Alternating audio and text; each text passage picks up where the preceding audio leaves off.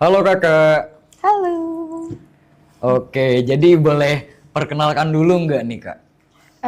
Halo, perkenalkan nama saya Salwariska Rahmawati, biasa dipanggil Salwa atau Wawa. Oke kak Wawa, kalau boleh tahu kesibukan kakak sekarang nih apa sih? Kesibukan saya sekarang berkuliah. Widih, keren.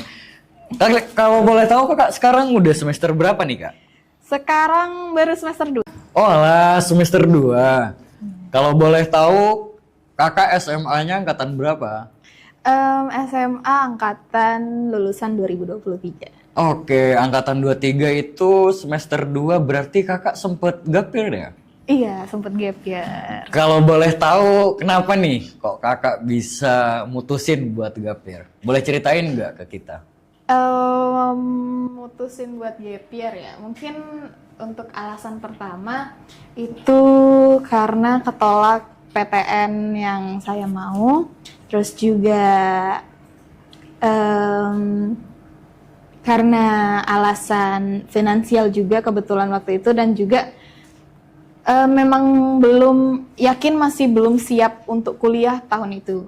Jadi kayak mau mematangkan diri dulu. Jadi alasan utamanya itu salah satunya karena nggak keterima ya? Iya, Pas nggak keterima ini. PTN. Pernah nggak Kak Wawa ini ngerasa ketinggalan dibanding teman-teman seangkatannya? Pasti pernah sih, apalagi kayak ngelihat temen lainnya yang sebaya sama saya, itu yang lain udah dapet temen baru, udah berkuliah, terus upload daily life-nya di story gitu kan, di media sosial.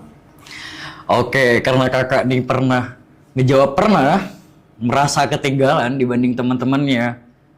Sekarang aku mau nanya nih, gimana cara kakak buat tetap semangat dan nggak nyerah? Buat tetap semangat dan nggak nyerah ya, pertama mungkin biar tetap semangat dan nggak nyerah itu tujuan kamu gap year itu untuk apa, dan itu harus kamu pertahankan.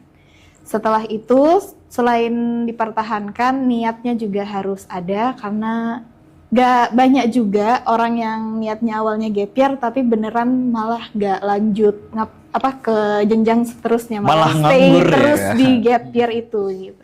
Jadi mau nggak mau tetap harus menguatkan niat dan keinginan itu sih.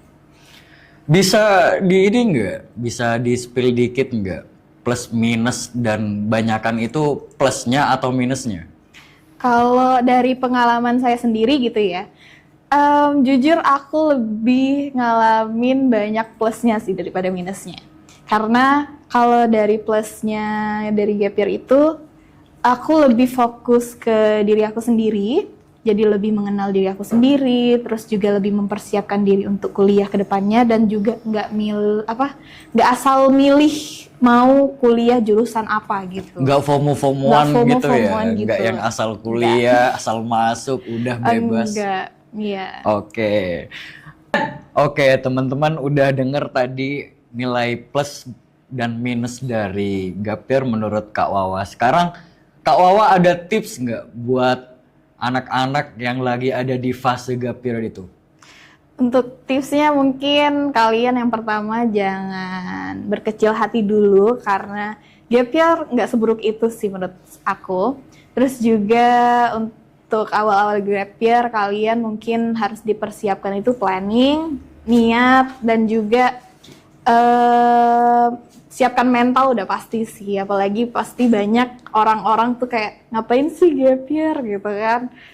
Kenapa nggak lanjut aja gitu, ada mandiri kok, ada swasta kok gitu, masih banyak ada cara lain gitu. Kalian siapin diri aja, tutup kuping, kalian fokus ke diri kalian sendiri, jangan pedulikan orang lain, karena hidup kalian yang ngejalanin kalian, bukan orang lain. Oke, jadi guys, di fase itu tuh kalian harus fokus mengenal konsep diri. Kalian harus tahu apa yang bisa kalian lakukan, apa yang mungkin bisa kalian lakukan, dan apa yang nggak bisa kalian buat lakukan. Kalau gapirnya kalian cuma pure nggak ngapa-ngapain, kalian nggak ada planning ke depannya, itu tuh sama aja. Kak Wawa, ada nggak hal baru yang kakak pelajari atau kejar nih selama gap year? Hal baru atau yang dikejar ya? Kalau hal baru banyak sih. Kalian kalau gap year terus memang beneran ngemanfaatin waktu gap year itu, kalian banyak mempelajari hal baru. Yang pertama kayak hal baru itu kalian pasti cari sendiri, kalian mau ngapain. Terus juga kalau yang aku alami, hal baru yang aku pelajarin itu dari teman-teman gap year aku. Kebetulan aku juga punya teman online yang sama gap year, jadi kita sharing-sharing, bertukar cerita, bertukar pengalaman, jadi punya hal baru dari cerita teman. Terus apa itu namanya? Bukan di apply sih. Dilakukan sama aku sendiri gitu. Barusan kakak nih udah bilang banyak ya, lumayan banyak juga yang kakak pelajari, hal-hal baru yang kakak serap selama kakak ini gap year. Nih aku penasaran nih kak, jauh sebelum itu kan udah pasti ada di hal-hal baru yang kakak pelajari itu pasti udah ada di pertengahan kan ya kak? Iya.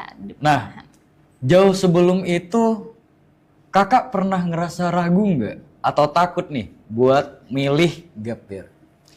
Ada sih, apalagi kayak karena di saat itu kita nggak tahu nih bakal kedepannya ada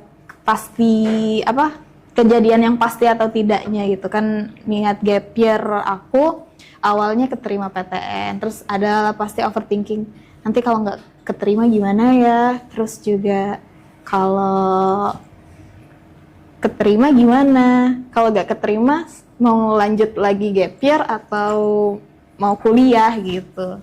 Oke Kak, makasih nih udah sharing-sharing sama kita seputar gap year. Nah, sebelum sesi ini selesai nih Kak, ada yang Kak pengen sampein nggak buat teman-teman yang milih buat gap year? Buat teman-teman di sana yang lagi ngalamin gap year atau lagi milih untuk gap year sehabis lulus SMA, kalian jangan berkecil hati, kalian tetap fokus ke diri kalian masing-masing. Kalian boleh bersedih tapi jangan larut-larut. Terus kalian harus selain fokus ke diri kalian masing-masing, kalian harus tetap kuatkan niat kalian dan bikin planning untuk kedepannya kalian mau ngapain. Wih, keren banget nih Kak. Jadi buat teman-teman yang lagi gap year, kalian juga boleh patah semangat. Kalian harus planning, harus mengenal diri kalian siapa, dan mungkin cukup sampai situ aja yang bisa kita bagi-bagi buat kalian. See you. Dadah.